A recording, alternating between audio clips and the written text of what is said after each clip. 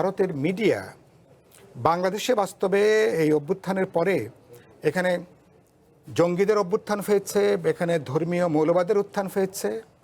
কথাটা হয়তো সর্বাংশে উড়িয়ে দেওয়ার মতো না, কিন্তু এর মধ্যে তো কিন্তু এরা এটাকে ফুলিয়ে ফাঁপিয়ে এরা গ্লোবালি এরা কিন্তু একটা ক্যাম্পেইন, একটা অর্গানাইজড একটা ক্যাম্পেইনটা কিন্তু আছে। জি, সাইফুল হক, দক্ষিণ পূর্ব এশিয়ার জোট আসিয়ানের মাধ্যমে মিয়ানমারের সঙ্গে যোগাযোগ তাদের যুক্ত করা হবে বলে জানিয়েছেন দেশটির প্রধানমন্ত্রী আনোয়ার ইব্রাহিম। রোহিঙ্গা ইস্যু নিয়ে জাতিসংঘ ও অন্যান্য বহুপক্ষীয় ফোরামে সহযোগিতার বিষয়গুলো গুরুত্ব পেয়েছে। সেই ক্ষেত্রে মালয়েশিয়া যেসব আশ্বাস আমাদেরকে দিয়েছে বা যেই আমরা সই হয়েছে যেগুলো দেখেছি, সেক্ষেত্রে তা বাস্তবায়নে আপনি কতটা আশাবাদী বা কিভাবে বাস্তবায়ন হবে?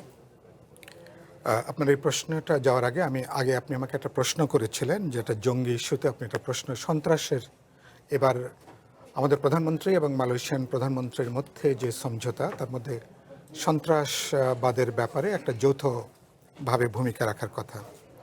আমাদের এখানে আমাদের গণঅভ্যুত্থানের পরে এটাকে যে বাংলাদেশে একটা জঙ্গি উত্থান হয়েছে, বাংলাদেশে একটা ধর্মীয় চরমপন্থার উত্থান হয়েছে, এটা বিশ্বব্যাপী, এটা কিন্তু বড় ধরনের একটা ক্যাম্পেইন কিন্তু এখানে কাজ করে আসছে। এটা সবটাই প্রচারণা, এটা নিশ্চয়ই বলা যাবে না। এখানে আমার রাজনীতির প্যারাডাইম যে একটা দক্ষিণপন্থা যে উত্থান বা একটা ধর্মীয় চিন্তা, ধর্মীয় মতাদর্শ, এবং যারা আপনি বোঝেন গত 1.5 বছরে যদি বলি যে শতাধিক মাজার যখন ভাঙচুর হয়, আপনি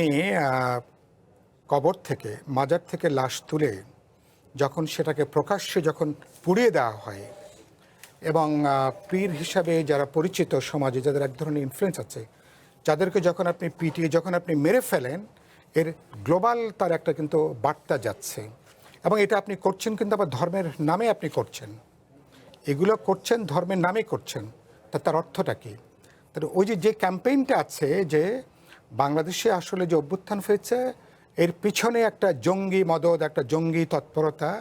কিন্তু বাস্তবে তো আমরা যারা এই মুভমেন্টের শুরু থেকে যুক্ত, আমাদের রক্ত মাংস ঘাম শ্রম মেধা যা আছে, আমি জানি এটা তো মানুষের যে স্বতঃস্ফূর্ত ক্ষোভের বিস্ফোরণ কিভাবে হয়েছে, কিন্তু তার সাথে এই ফ্যাক্টরগুলো যে কাজ করেছে, এই ঘটনাগুলো, যেটা আমি ঘটনাগুলো বললাম, এরকম শত শত ঘটনা প্রতিদিন। এবং ভারতের মিডিয়া বাংলাদেশে বাস্তবে এই অভ্যুত্থানের পরে এখানে জঙ্গিদের অভ্যুত্থান হয়েছে, এখানে ধর্মীয় মৌলবাদের উত্থান হয়েছে। কথাটা হয়তো সর্বাংশে উড়িয়ে দেওয়ার মতো না, কিন্তু এর মধ্যে তো কিন্তু এরা এটাকে ফুলিয়ে ফাঁপিয়ে এরা গ্লোবালি এরা কিন্তু একটা ক্যাম্পেইন, একটা অর্গানাইজড একটা ক্যাম্পেইনটা কিন্তু আছে।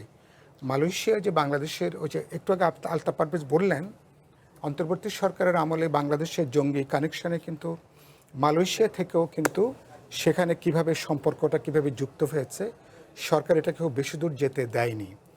এটার পেছনে কারা কী হয়েছে পরে কিন্তু আমরা কিন্তু পরবর্তী পর্যায়ে আমরা কিন্তু জানতে পারিনি, কারণ রাষ্ট্র না চাইলে অনেকগুলো এরপরে এটাকে এগিয়ে যাওয়ার কঠিন। তো এই বিষয়গুলো কিন্তু এটা কাজ করেছে। ফলে আপনি দেখেছেন না, গত অন্তর্বর্তী সরকারের সময় আফগানিস্তান থেকে তালেবানদের প্রতিনিধিরা আমার ইসলামী দলগুলোর আমন্ত্রণে তারা ঢাকায় সফর করছে, তারা এখানে ঘুরছেন, মিটিং করছেন, বসছেন, বিভিন্ন জায়গায় তারা যাচ্ছেন, যেটা পত্রিকায় এসছে। ধরেন আর আনঅফিসিয়ালি যেগুলো ধরেন আনডিসক্লোজড, যেগুলো জানি না কারা আসছেন, কোত্থেকে আসছেন, এগুলো আমাদের ইন্টেলিজেন্সের কাছে নিশ্চয়ই যে খবর টবর আছে।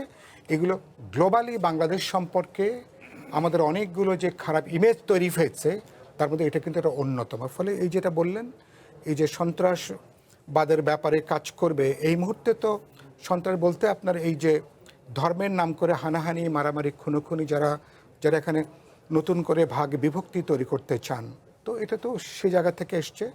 এইরকম একটা প্রেক্ষিত থেকে যদি দুই প্রধানমন্ত্রীর সমঝোতা স্মারক যদি উল্লেখ করা থাকে, সম্ভবত এটা হয়তো ব্যাকগ্রাউন্ডে হয়তো এই প্রেক্ষিতটা কাজ করে থাকতে পারে। আর আপনি আমাকে যে প্রশ্নটা করলেন, আমি মনে করি আমাদের প্রথমত যেটা নজর দেওয়ার ব্যাপার ছিল সার্কের ব্যাপারটা। একটু আগে আলতাফ পারভেজ বললেন, আপনি জানেন যে আমাদের তো মনোযোগ ব্যাপার ছিল আমাদের দক্ষিণ এশিয়ার ব্যাপারে, আমাদের যে এখানে সহযোগিতার যে প্রশ্নটা।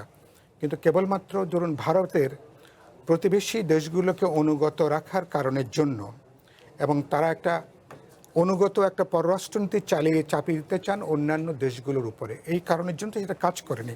অথচ এটা আপনি নিশ্চয়ই আমরা সবাই একমত হব, আমাদের মধ্যে যদি ন্যূনতম যদি সহযোগিতা কাজ করত, একটু আগে আমি একটা শব্দ উল্লেখ করেছি, আমাদের প্রত্যেকের কিছু কম্পারেটিভ অ্যাডভান্টেজ আছে। ভারতে 10টা কার্ড থাকলে আমাদের 2টো কার্ড আছে, নেপালের আছে, শ্রীলঙ্কার আছে, ভুটানের আছে, কিছু পাকিস্তানের আছে। যদি নানা রাজনৈতিক মতপার্থক্যের পরও ন্যূনতম যদি বোঝাপড়া করত, উভয় দেশ তার জনগণ আমার উন্নয়নের অর্থে, সামাজিক সূচকের অগ্রগতির অর্থে অনেকখানি এগোতে পারতাম।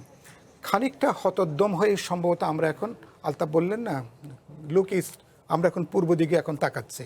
পূর্ব দিকে তাকাতে যেয়ে আমরা এখন পূর্ব এবং পূর্ব উত্তর কোণায়